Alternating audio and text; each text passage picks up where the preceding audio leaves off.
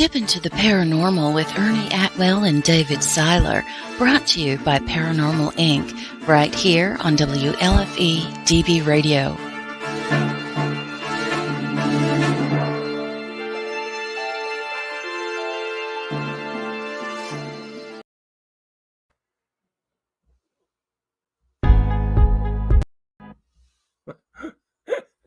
We're having technical difficulties. What's this button do? How you doing, y'all? We're so excited about the night show, we can't keep it straight. Hi, welcome to episode 54 of Step Into the Paranormal. I'm Dave Seiler. This is Ernie. How y'all doing? Man, we got to go in tonight. Oh, yeah, definitely. I've been excited for this one for a long time. Let me tell you what. Ever since you told me. Our guest tonight, I hope my shirt don't give you any hints, but our guest tonight was first introduced to the world back when the original Ghost Hunters was on. I remember. Remember that? I remember. And then a few years ago, Ghost Nation came out, and now the crew's reunited again for the new Ghost Hunters, which I'm loving. It gives me something to do at night now. And let's give just a quick thanks to everybody last night that showed up at our event. It went was a blast. So much better than I anticipated. Yeah. We'll get the evidence out as soon as we can. Yeah, that mirror rattling. We're still going through it. Stuff, so it was great. It was really good stuff. But, all right, now enough of that. No, not enough of that. We got to get the beautiful, the wonderful, the talented Miss Shari Debenedetti. I hope I say that right. I was going to say, I know you probably are going to butcher her name, man. Did I get it right? Wait. Okay, stop it. Yeah, say it one time. Wait, trying to get my speaker was overriding you. Like I said, the one boy by. Did I say it right? I know. I need to do it more time. Debenedetti. It's good. Very good. Usually he leaves the pronunciations to me because he always. He's the mouthpiece. I'm the guy that just does the technical stuff. So I'm the deer in the headlights, and he's the mouthpiece. So. Miss Shari, thank you so much for coming on. We tried to arrange this once before, but something got in our way, and we've been wanting for so long to have you on. I'm so glad you get to spend an hour with us. Definitely. I have so many questions, though. I wish we had about 8 hours, but we're only allowed at 1 hour. So, Start out. Get it all in. How you been doing? Good. Busy. Obviously with Ghost Hunters and keeping busy with my kids. And plus I have another job here, so I'm constantly going.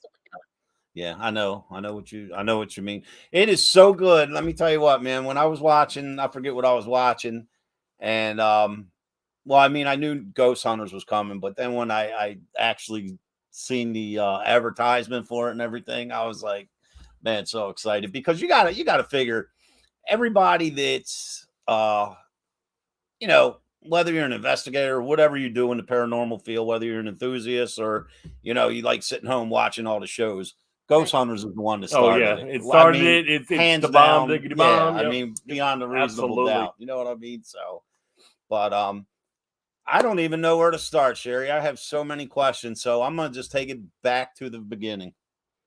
How'd you get involved? I'll start. I bet you I know the answer. I'll let Shari answer though. But you want to answer? Go ahead. Okay. Through when I was younger, I was, you always see things and hear things and see things moving and stuff. But of course, I was always kind of like, I don't notice. So I wanted to stay away from things that I didn't really know what was going on, obviously. And then in the 90s, we, as in my family and I, moved into a home that there's no activity on. It was nice and comfortable. And just all of a sudden, one night, which I completely remember what that was, but it was just one night, everything changed. The whole atmosphere in the house, along with just one thing after another happening, just so much activity going on, from doors opening and closing, lights turning on and off, footsteps, voices, things being chucked out of the closets, just so many things that were going on. And you just never felt comfortable in the house again since that night. Um, but what got me into investigating was one night, I came home from my ex-boyfriend's house, and by my boyfriend's house at the time. I came home, and as soon as I got into bed, something grabbed my ankles and held my ankles down to the bed. And I got up to see what was, like what was holding my ankles. And then they grabbed both my wrists and put my wrist down at the bed. And so I went more and was trying to yell out to my parents, for help or whatever. And then they just put their hand over my mouth and pushed my head down. And I even felt the fingers, like on my lips and stuff. And right after that happened, a doppelganger of my boyfriend at the time appeared at the bottom of the bed. Wow. And so for a second, I was very confused because I just left him. So why is he here? Am I at his house? Is he at my house? Like, what's going on? I just couldn't figure it out.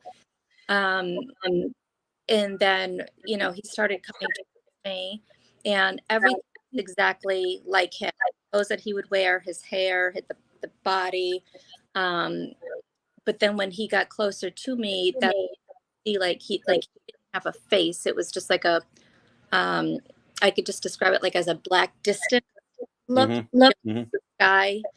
And then he just bent over and staring at me. I have no idea for how long, no idea. And then just kind of leaned back up and then started walking towards my door. But while he was walking, I heard his footsteps on the carpet, and I heard the pants, Wow. that thigh sound, and the door opened up by itself. He left, door shut, and then everything was lifted off. So from that night, for a very long time, I always slept with all the lights on, the TV blasting, because it's I don't want to hear steps, I don't want to see any shadows or anything.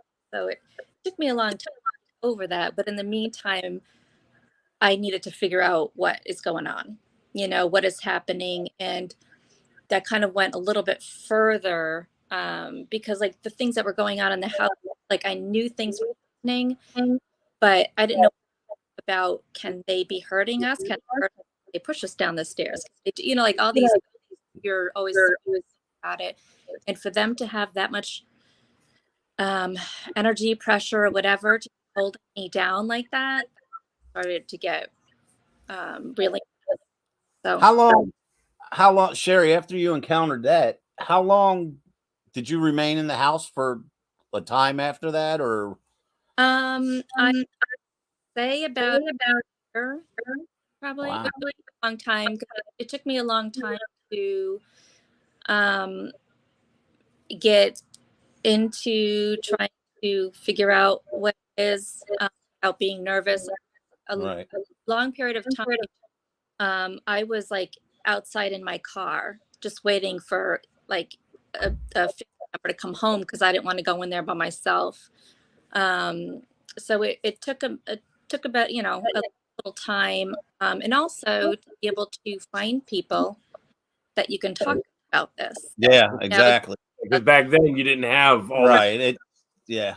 Right. Yeah. This is in the 90s. Nobody's talking about this stuff. Did you ever find out what or who it was? Or No, because we moved out of the house since then, unfortunately. I'm just kind of maybe thinking if it was a hitchhiker that we brought in. I don't, because nothing happened well over a year of us, and then just all of a sudden something happened, one day, and then it was just kind of nonstop, and it hurt me. Huh? It's it's one thing, going out and doing what we all do, but when that stuff happens in your own house, I know, because trust me, I know, and it's just it takes it's a whole different different twist to it. Well, I mean, and that's why I wanted to do it. As much as I tried to learn as much as I could, and to as many people as I could, read whatever whatever I can, Mhm. because I wanted to get into it to start helping other people, because I would have loved to have a team come into the house, you Yeah. know, and help us out. I would have loved that. But back then, like I didn't know that there were teams out there, Right. so that's Yeah. I got into it. But see, it's funny because I don't know, episode or two or three ago, we were talking about back in the day, and you know, I came into this by just through my religion, and always did a lot of reading about angels and spirits and visitations and stuff like that. And even going back to the 90s, you didn't have everything right at your fingertips Yeah. to read or study Or or anything. investigate, right? Yeah, Yeah, just until a certain TV show came on Yeah, I and wonder brought it what kind that. of mainstream. Hey, Sherry, let me ask you, when you first got called into TAPS, back the original Ghost Hunters, tell us about it. How exciting was it? Or how did were you nervous, or how'd you feel? Well, again, when I started out, um, Jay and Paps, that whole group is part of my getting out and talking to people. Right. So I met them a long time ago, Uh-huh. and going through that whole process, and then I've having my own team out there. Those are the people that I went to for questions and things like, this is what's going on, what do you think? And giving me some guidance and stuff. So I've known Jay and other TAPS members for a long time. Mhm. And so prior, to the show, I've already been friends with them for years and years. So it wasn't like they didn't know me, I didn't know. Again, we know each other. We worked together a few times, and we know how each other works. How we investigate. Yeah, that's And, that's what good. I'm saying? It was kind of like, I'm just one of their friends who used to work with other people and now I work on the show. So it's I've worked with many people in my local area, not just with my group, but I would kind of like go to any group, whoever needs help, and I would also work with other, like TAPS groups and stuff like that. So I was involved. I just wasn't involved in front of people, I guess. Right. Yeah. Do you have still staying back with the original Ghost Hunter series? Do you have a most memorable location or a favorite one, or I think I have a really bad memory. But and plus, like when you go to so many places, it's kind of like everything kind of blends. it runs together? Yeah. I do have. There was one that was kind of cool. We went to the Constitution, Mhm. and my younger years, I used to work on a boat or a yacht. Doing charters for Boston Harbor. So I used to go by the Constitution all the time. And so it was actually really cool for me to actually get in there and to investigate. So that was pretty exciting. Wow. Yeah. Huh. I love it. I know. I can't wait. I know Rochester's far from, not too close from where you're at, but compared to where we're at, to us, that's all the same area. Yeah. And We're the tri-state area. I Yeah, I mean, can't you've wait been to to the get. bash, so Yeah, I Yeah. can't. We're like where we were at with you at the bash. We're like an hour and 15 minutes from there, Yeah. down by the airport. So Okay. we have some places around here, but not a whole lot. Every time we're involved in something, it's always out of state. I think we've been to 2 locations that we've had events at that was in our state, and or 3. That was 3, it, because yep. of Tony's Tony's, spot. yep. So I don't know. Everybody else is out of state somewhere along the way. So when you guys all got back together and the new shows started coming out, was it like you never skipped the beat, or you know what I mean? Like where you picked up where you left off? That's pretty much how our relationship is. That's awesome. Nice. And not only do we have, like the crew, Uh-huh. like our production company, like just everybody is just so wonderful. Everybody knows what to do and what it is. So it's incredible, like the whole group. Right. Yeah. So it's awesome. Is it, going through, because I can only imagine. I mean, I know what we see and everyone sees on TV, and they cram it all into an hour, but I can only imagine Yeah, how how long many it hours takes and you're at oh my Lord. at a location. But is it like after you're there a while and you're rolling along, do you even just like completely forget that the cameras are there? You're just into the moment and It took me um to even know what I was doing because like I'm used to doing this you yeah, know yeah, it was strange. One of the first times that I started with the show, um I'm going in, so it was like Sam was in front of me and then there was me, but I held open the door for the camera, like, no, Sherry, in front of the camera, so it did take a while for me to get used to that.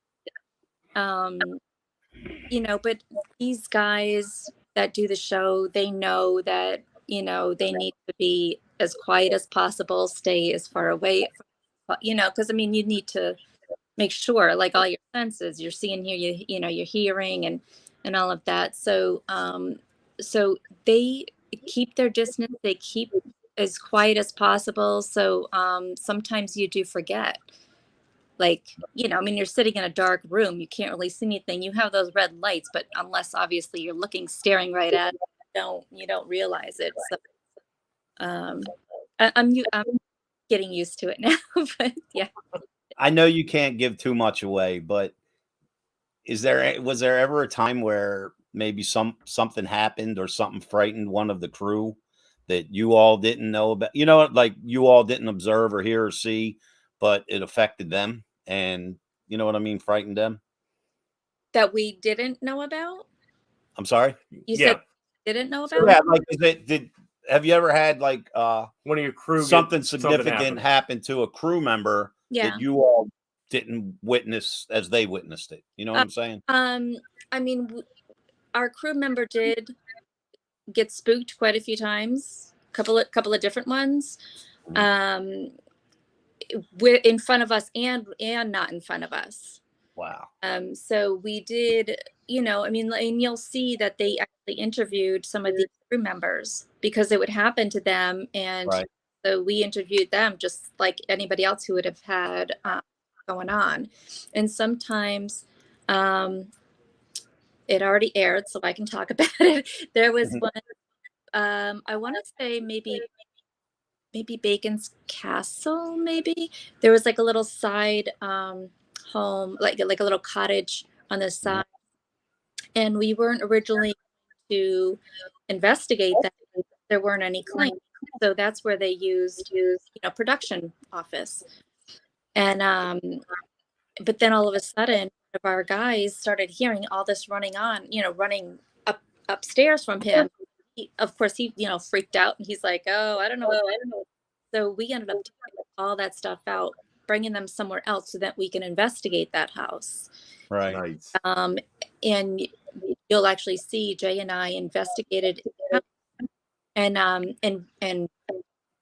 direct conversation with somebody in there upstairs. It was like an older gentleman, and I forget what his name was because he actually had that name going through the research.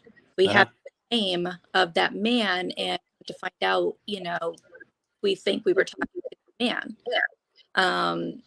So yeah, you never. Sometimes if we're over here, sometimes it got to other places because things happen. So, but it happens, yeah.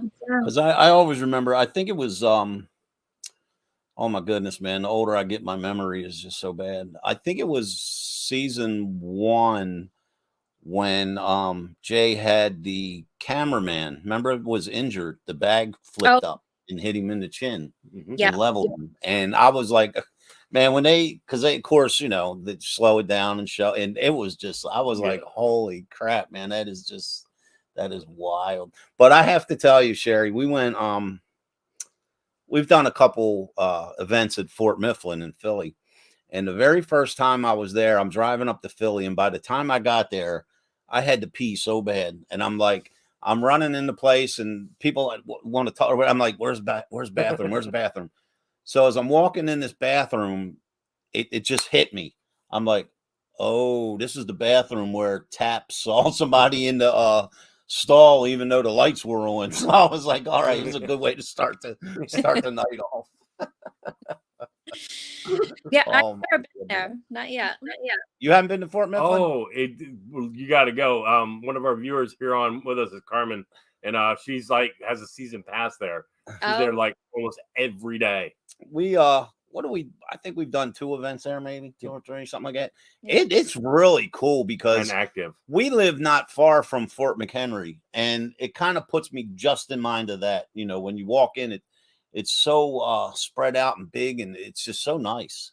You know, the only thing though, it's by an airport, so like every 30 seconds you got planes flying over. So. Yeah. Oh my goodness. So man, so you guys are done filming right now for the time being, right? Yeah. Do they have plans for more? Say yes. Everything, you know. So, don't know. But wow. The answer is yes. I did want to say, like, you know, we are at locations for at least a week, you know, and if the clients want to stay more, or if the property is a lot bigger, obviously we'll stay longer. But it's just so hard for everything to go into. It's like 42 minutes or 42 or 40 minutes. And it's just, and unfortunately you don't get so much of, you know, everything that we go through. And yeah, so that's tough.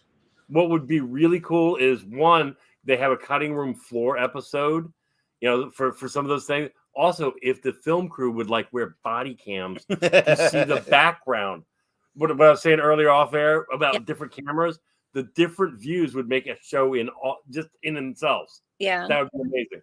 There's something to suggest to your producers. Hey, I might be more episodes. I might be able to get my hands on some old body cameras. Them body cameras are a pain in the ass, though, man. Yeah. We were talking about body cameras last night at our event, and when we have our body cameras on, like they're always on, but they're not recording. We have to tap them, and then they start recording. Okay. And it's a 2-minute beep. Like every 2 minutes when it's recording, it'll beep so you can know. But a lot of times we turn them down or have it on vibrate. And I remember when our department first went to body cameras, I got a call from one of the big brasses. And he's like, you know what I've been doing for the past couple hours today? And I'm like, I don't know what. Deleting videos of you walking into the men's room. And I'm like, well, I forgot the body camera was on. So...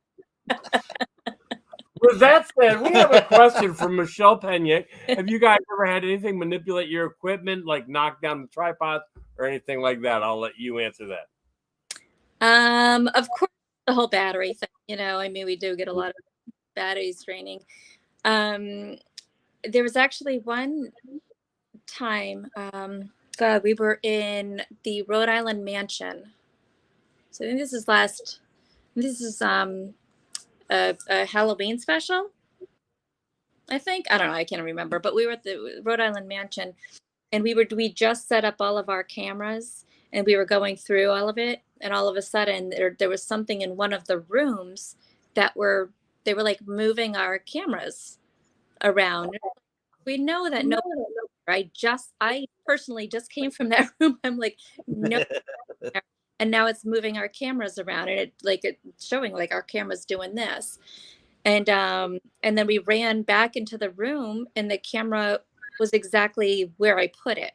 So it was still looking the way that I put it, but somehow somebody was in there like doing all these things to it. It was really strange. So like things like that do happen every once in a while, but that was actually pretty cool. Wow. Have you ever, Shari, have you ever been to Waverly Hills? No. There's so many places that I haven't been to. That's where our Sandra's from. That's where she came from. So, Who? and she, the doll right here above my Sandra? finger. Okay. So she actually has human blood on her. Sandra was housed in Waverly Hills in 1948. Oh, wow. And eventually was taken out. But anyway, Dave and I wound up with her. So yeah. Oh. She is our traveling partner. Do they know that you have? Well, the story behind I had my body camera off for that. The funny part is we actually, when we got her, we did a video on it, which is on the YouTube channel, but we took her to the Roundhouse down in West Virginia. And Rob, who's actually on with us, we put her in a sealed room, and we went back to the hotel for the night. You've been there way too long, you're tired. Yeah.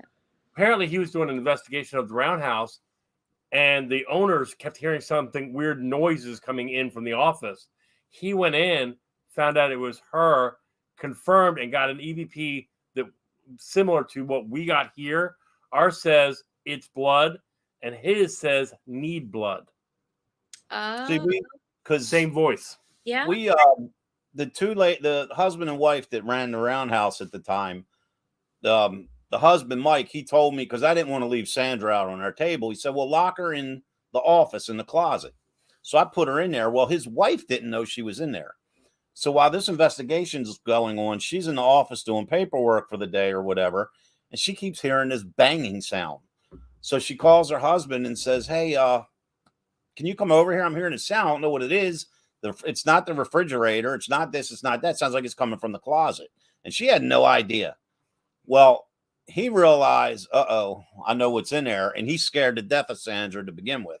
So he calls Rob, who's leading the investigation. Rob don't know she's in there. He opens the door, looks in, and sees her. So being the calm, cool guy he is, he goes in the closet, shuts the door, and starts moving different things. And they're like, no. Nope. He rattles Sandra's case, that case, because we have a separate case that we travel with. And they were like, "Oh, that's it. That's it right there." So they brought him out and did an investigation on her and did some confirmation of what we had in the video as a separate. Yeah. Now you have things going there. Yes. Yeah. Yeah, this is my house, and I have cabinet doors open. I have voices, and it's not my. You got her? Ever since you got her? Well, she moves. She actually will move. So that's it's that kind of creeps me out. He's had activity here prior to Sandra, but I was trying. He's got a security system in his house like Fort Knox, but so bad, Shari, when we took possession of Sandra, I wanted to sneak in his house somehow and put that doll in his bedroom, but I would have moved out and I'd been in Alaska. Because he told me, he said, if that would have happened when you woke up in the morning, you would have had a special delivery on your porch. It's either going to be the doll or me. Now, I tell you what, after we left the Roundhouse, because Dave left before I did, so I stayed. So I pack up all the merchandise and all that good stuff, and I take Sandra, and we go home. And nothing. I don't know. So I brought her back to him. When I guess this might not be a good question, but when you guys go out on the road for filming, is it one location at a time, or do you have like, hey, we got these next 3, we're going to be on the road the whole time? You understand, or does it change according to the location? We'll spend a week at location. And Jay, we go home for the weekend because we both have kids. Right. Well, she locked up. There you go. So we both have children, so we'll come home every weekend to be with them, and then we'll go to a new location. Wow. So production and Steve and Dave, if they want to, drive, depending on what they're doing, they'll just drive with production. But Jay and I will come home for the weekend to spend time with the kids, and then we both go back out to wherever we need to go. When you guys leave to go, to your filming location. Wait a second. Can you hear me? Yes. Yeah. I can't hear you. Can you hear me? We can hear you. Oh, I can hear you. I can't hear you. I cannot hear you. Leave and come back. I don't know what that means. Come back. No, We're gonna call you. We can hear you. I don't know. Okay, I don't know what to do. Hang on. Walk. I don't know what to do. Go away and then come back. I don't know what that means. Go away. Go. Come back. Hey, She's got it.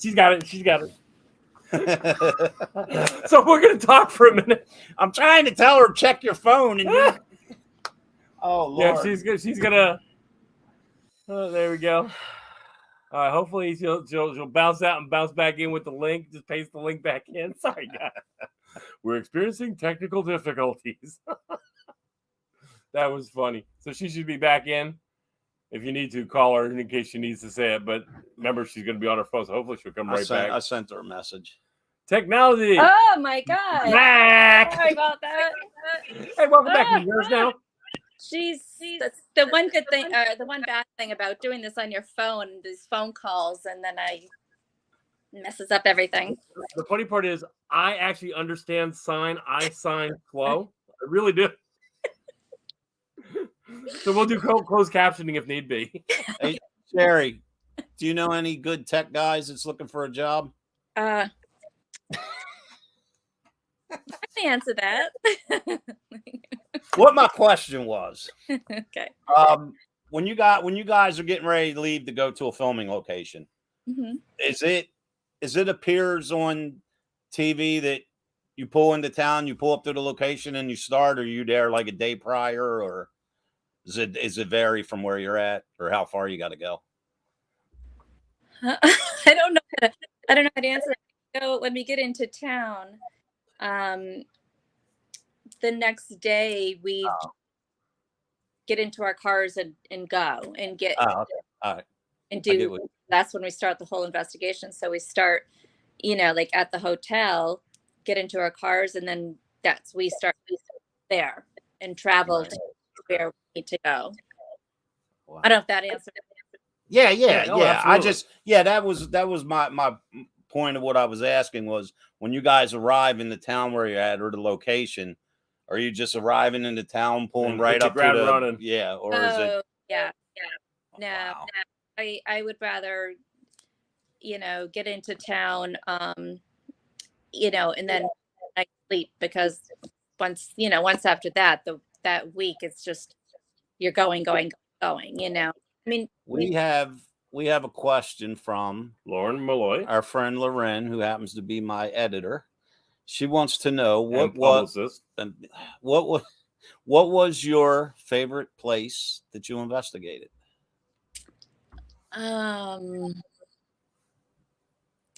my God, there are some places that I really like. I mean, like Orange County Correctional Facility, that was really good. I loved Mount Washington. A lot of private places I like. I mean, there's just so many. I love, of course, when there's a lot of activity, like everybody else, and it's intelligent, not just residual, because we would right. right. So, a lot of places. Oh my gosh, I don't know. It's so hard to.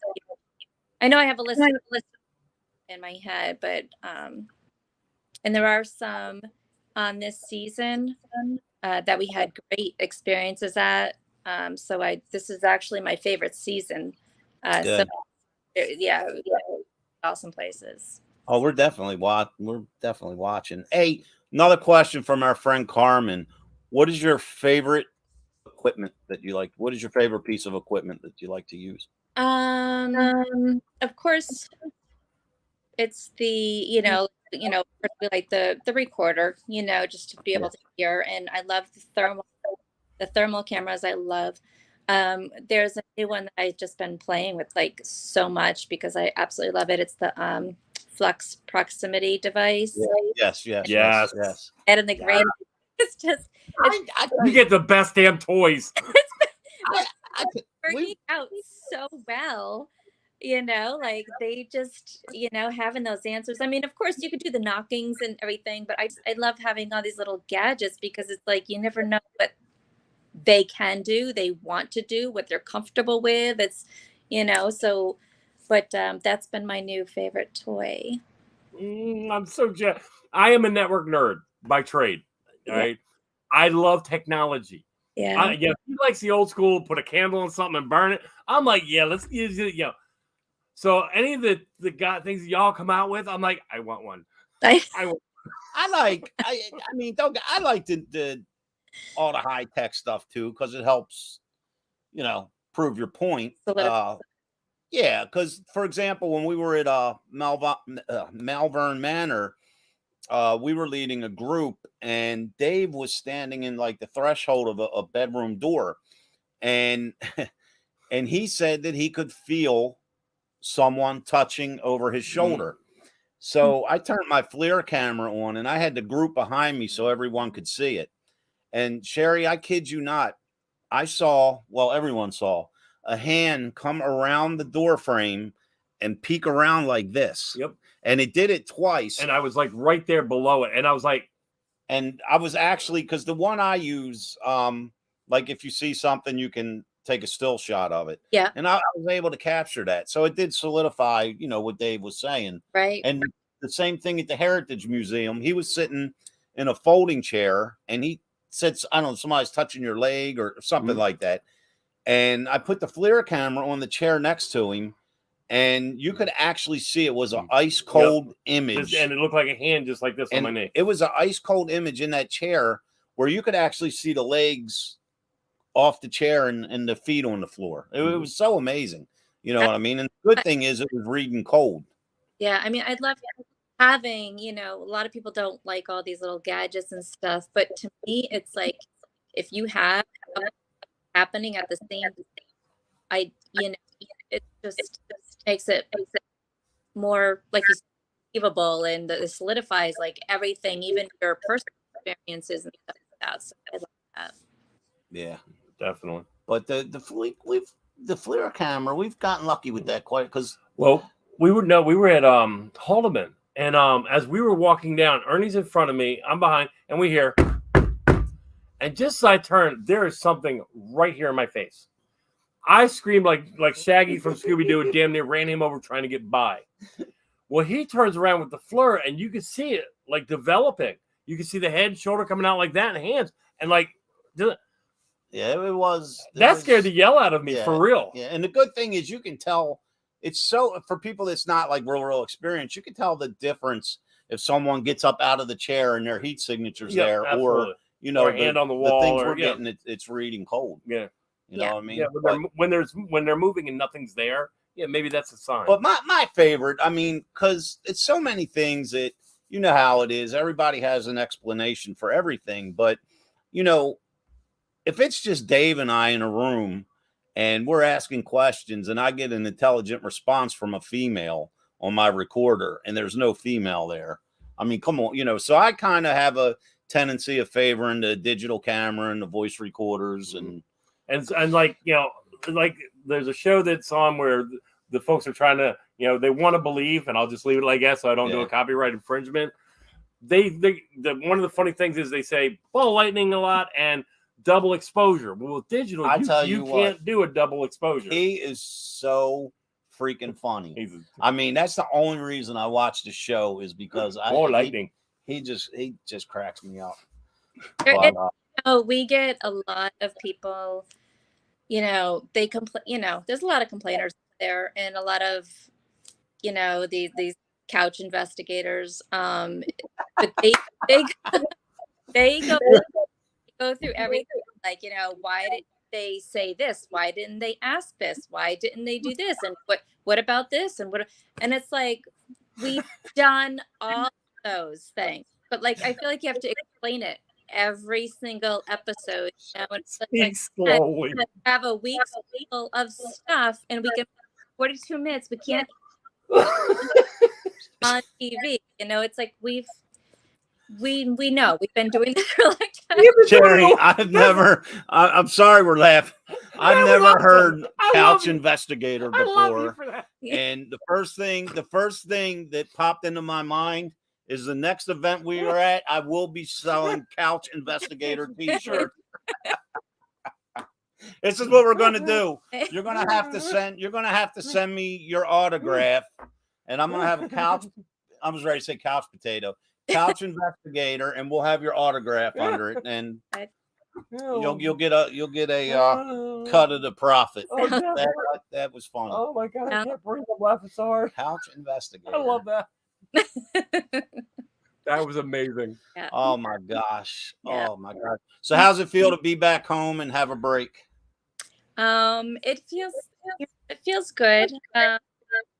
You know, my kids are pretty much done with school. I mean, it's what, March, April, May, June. So we still have, but trying to help them out with all this craziness that's going on with the world, and you know, and just going through. We all had COVID in January, so we got to spend special time together.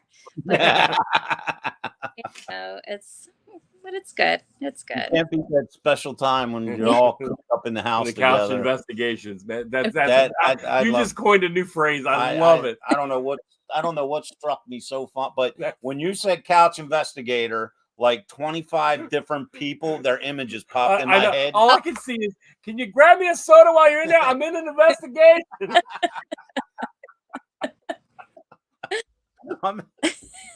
Wait a minute. Rewind that DVR. I gotta hear that again. Oh my goodness. Oh I my can't goodness. breathe. Oh, too much. Woo. I've lost complete. We go left field in the middle of some of these. I lost my train of thought. I try to stay serious, but yeah, I don't know. How's the weather up there right now, Shari? Where you're at? It's cold. Hey, Jason. Hey. Hi, Jay. Jason's here. Oh, okay. Yeah. Oh, okay. Yeah. Yeah, you're missing it. We're just losing it completely at this point. She coined a new phrase. Jason, run this back. It's funny. Yeah. But yeah, because see, depending what network they're watching, Shari, when someone comes through Facebook, at the moment we only see it says Facebook user, and then it takes a minute like to register. So for those watching, say hello to Jason. He popped in to check on Shari, make sure everything's good. We're nice guys, I promise. We have been real nice and haven't beaten anybody up. And she's coining phrases like couch investigator. So yeah, that was the last one we had like that was Christmas in a Cup. Oh yes, you know? we have a friend, Carly Hall. She's Christmas in a Cup. So if you know Carly or ever meet Carly, just say Christmas in a Cup. It's all good. Well, it was. I can say it now because it was out there. We were talking about. She had just gotten back. I had just gotten back from filming Haunted Hospitals. Months prior, she had gotten back from filming Paranormal Witness, and we were talking about our experiences. And she said that the night before filming, she was drinking. What was it? Peppermint schnapps and Hershey syrup. Yep. And we're just sitting here like, what? Ew. And she's like, oh, you got to try it. It's like Christmas in a Cup. And I don't know what. We're done at that point. The interview ended. We're on the floor laughing. But Shari, it's almost that time. And we have a few announcements we have to make. I'm having fun with ours. That's going to be a new. We're going to make a new shirt. That's absolutely perfect. Okay. Anything you want to promote, announce? Yep. Let us know. Anything at all? Just let us, you can go at it right now. First, go watch Ghost Hunter, Discovery Plus. How do people contact your team, your other team, that you do on a normal basis? Well, of course, yeah. Most of my Marie 828. I'm sorry. I can. Yep. Do that again. You broke up. Yeah, I know. It's Shari Marie 826 is most of my social media handles. Yeah, I mean, if anybody ever has any questions or has any issues and stuff, I mean, they can message us, any of us, all directly. And of course, the TAPS home, website. I mean, they can go there. If anybody has any issues or questions or help. Definitely. And before we say our goodbye to you for the evening, Dave and I personally, we want to give a very special thank you to all the TAPS members for all everything. the years of. I remember the first time, because my boss at work, he knew I was just so into the paranormal. This is back in 06, or it was 07 at the time. And I got hurt really bad at work. And I was out for, I don't know, almost a year or whatever. And I was going stir crazy because I'm all over the place all the time. And he's like, man, you got to watch this show. So I had my wife drive me to Best Buy because I couldn't walk. And I bought the first season of Ghost Hunters. And it was just from that point on. But thank you guys for all the years of every bit of it. Oh, it's just, it's the best. We can't even say, somehow or another during our episodes when we start talking about back in the day and this and that, somehow Ghost Hunters always comes up. Well, the way I tell people in our seminars is, if you go back like 100 years, 200 years and look at medicine, people would die from just infections, things like that, and we had to learn.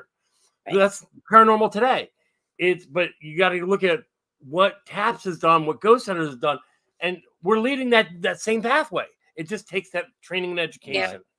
Absolutely. So what you guys have done is amazing, and it really has blown this field wide open. And my favorite thing about when the whole Ghost Hunters thing came to be was just how it brought everything mainstream.